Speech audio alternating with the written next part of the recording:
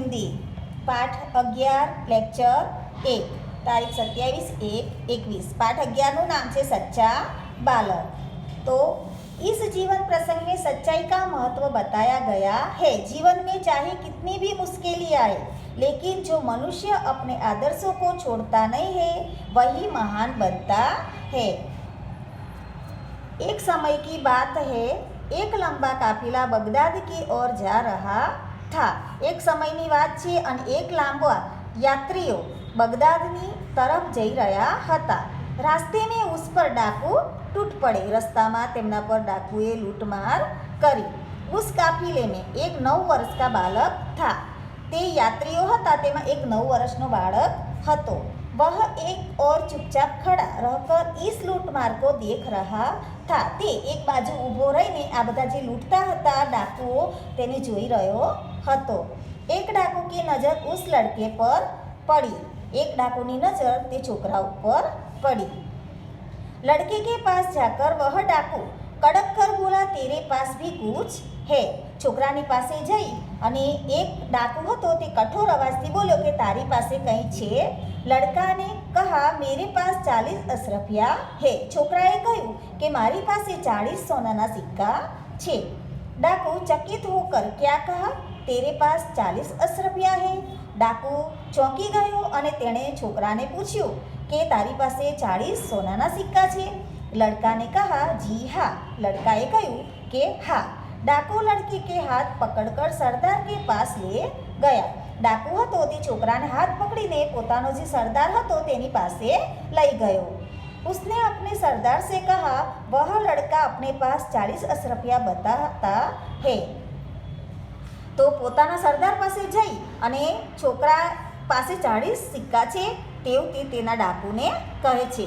સરદાર લડકે से तेरी अशरफिया कहाँ है। सरदार पूछे छे छोकराने कि तारी पासे सोनाना सिक्का छे, ये क्या छे। लड़के ने अपनी सदरी को फाड़कर उसमें छुपी अशरफिया निकाली। छोकरो हतो ते पोतानो जाकेटनी अंदर अस्तर होय अने अस्तरनी अंदर तेणे सोनाना सिक्का छुपाया हता।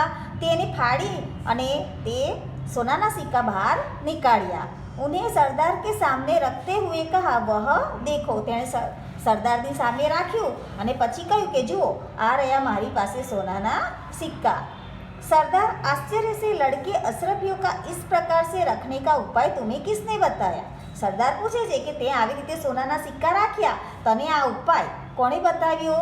लड़का कहे, मेरी माँ ने इनकी सदरी के अस्तर में सी दिया था जिससे किसी को पता न चले। छोकरो કહે છે કે મારી માએ આવી રીતે મને જાકેટમાં છુપાઈને આપ્યા હતા કે જેથી કોઈને ખબર પડે નહીં। सरदार कहे, तो तूने अशरफियों का पता हमें क्यों बता दिया। सरदार તેને કહે છે કે તે સોનાના સિક્કા અમને કેમ બતાવ્યા। लड़का ने कहा, मैं झूठ कैसे बोलता।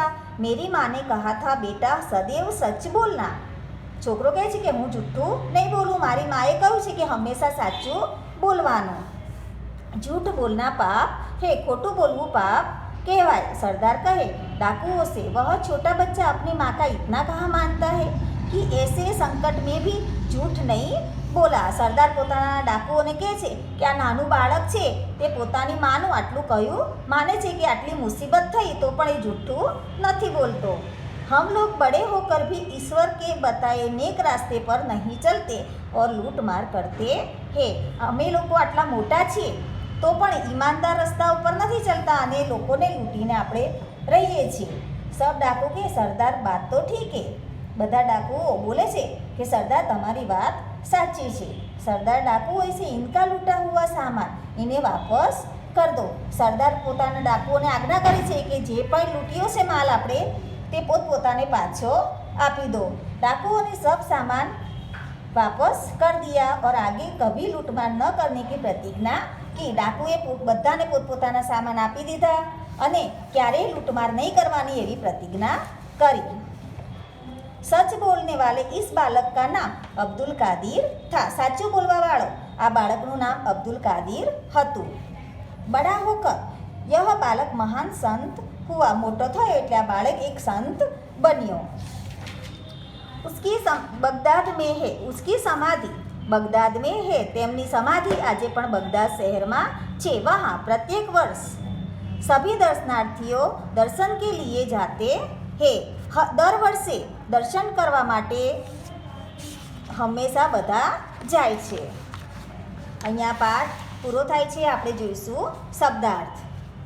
काफिला यात्रों का समूह. अशरफिया सोने के सिक्के वापस करना એટલે लौटाना. सदरी जैकेट सरदार. नेता अस्तर गीले कपड़े के भीतर की तह. समाधि मकबरा मजार. माँ जननी माता. सदैव हमेशा सर्वदा. नेक એટલે ईमानदार. ईश्वर એટલે भगवान प्रभु. હવે આપણે આયા મુહાવરે. नेक रास्ते पर चलना तो એનો અર્થ થાય છે સહી રાસ્તે પર ચલના. આપણે એનું વાક્ય જોઈશું તો મહાન વ્યક્તિ હંમેશા નેક રાસ્તે પર ચલતે હે. કડક કર બોલના એનો અર્થ થાય છે કઠોરતા સે બોલના. એનું વાક્ય આપણે બનાવીશું કે હમે કિસી સે ભી કડક કર નહીં બોલના ચાહીએ. હવે અભ્યાસમાં ध्यान જોઈએ આપણે કે એમાં પહેલું પ્રશ્ન છે ऐसा क्यों कहा. तो सरदार के पूछने पर लड़के ने कहा मेरे पास 40 अशरफिया है. तो एनो जवाब है कि लड़के की माँ ने उससे कहा था कि बेटा सदैव सच बोलना, झूठ बोलना पाप है. इसलिए सरदार के पूछने पर लड़के ने कहा मेरे पास 40 अशरफिया है. बीजा नंबर में है सरदार ने डाकुओं से कहा लूटा हुआ सामान वापस कर दो.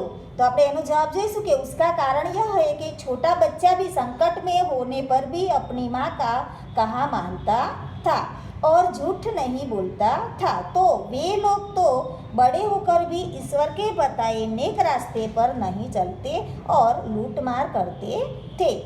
इसलिए बच्चे की प्रेरणा से सरदार ने माल वापस करने को कहा.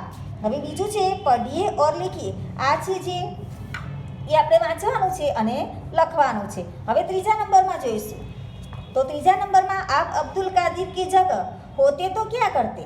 तो એનો જવાબ છે કે मैं अब्दुल कादिर की जगह होता तो डाकुओं के जोर से बोलने पर डर जाता. फिर मेरे पास जो कुछ होता मैं निकाल कर दे देता क्योंकि मुझे डाकुओं से डर लगता है. હવે આગળ આપણે જે પ્રશ્ન નંબર 4 પઢીએ और समझिए. તો આ વિરોધી છે. તો જો માં તેની સામે આવશે બાપ. બડા તેની સામે છોટા. સચ તો झूठ. नेक तो बेईमान. प्रसिद्ध तो अप्रसिद्ध. आज तो कल. पास तो दूर. હવે પ્રશ્ન નંબર 5 છે સચ્ચા બાલક કહાની કા કથન એવમ લેખન કીજીએ. આપણે આગળ પાઠ જે આપણે વાંચ્યો અને સમજ્યા એ પ્રશ્ન નંબર 5માં તમારે પાઠ લખવાનો રહેશે. પ્રશ્ન નંબર 6 આપણે આવતા પીરિયડમાં જોઈશું. તમારે ચોપડી હિન્દીની નોટની અંદર અભ્યાસનો પ્રશ્ન 1, 2, 3, 4, 5 પૂર્ણ કરવાનો રહેશે. નમસ્તે.